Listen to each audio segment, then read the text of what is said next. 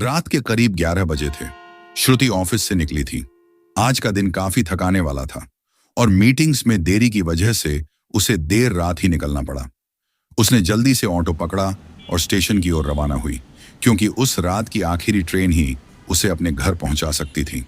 जैसे ही वह स्टेशन पर पहुंची, पूरे प्लेटफॉर्म पर अजीब सी शांति और सन्नाटा पसरा था।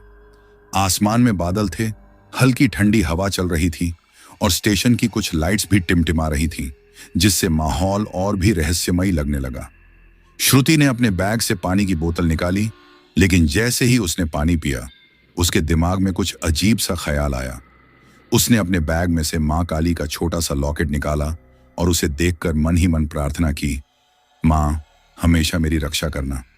यह उसकी पुरानी आदत थी, हमेशा किसी भी डर या संकट में माँ काली को याद करना। उसने यह सोचा और प्लेटफॉर्म पर खड़े होकर ट्रेन का इंतजार करने लगी। तभी उसे प्लेटफॉर्म के कोने से हल्की सी सिसकियां सुनाई देने लगीं। उसने अपने आसपास देखा, लेकिन दूर दूर तक कोई नजर नहीं आ रहा था।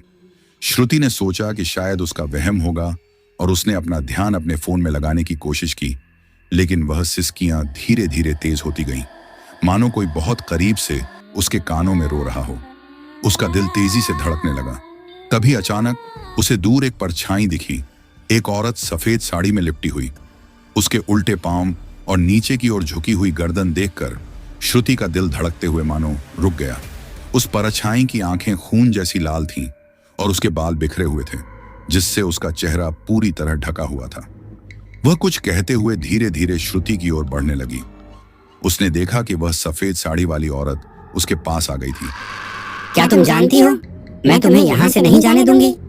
उसकी आवाज में एक अजीब गूंज थी, जिससे श्रुति का दिल धड़कते धड़कते रुक गया। श्रुति को यह महसूस हुआ कि वह अकेली नहीं है।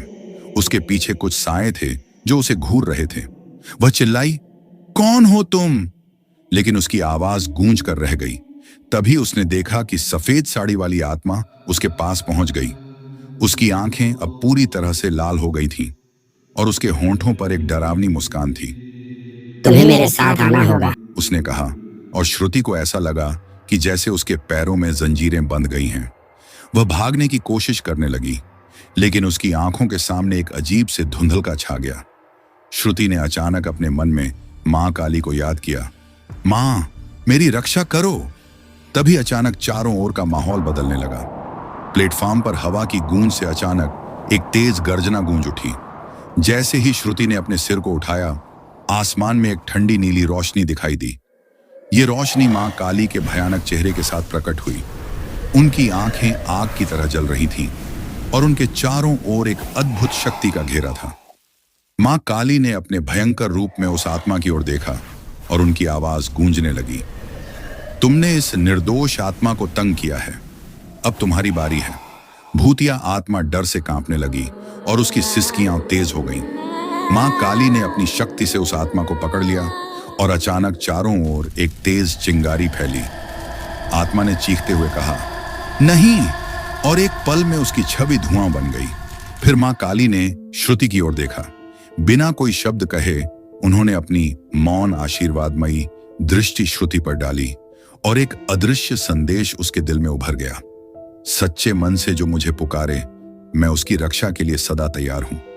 प्लेटफॉर्म पर धीरे धीरे रोशनी सामान्य हो गई और श्रुति ने राहत की सांस ली और महसूस किया कि उसकी भक्ति और माँ काली का आशीर्वाद ही उसकी रक्षा कर सका।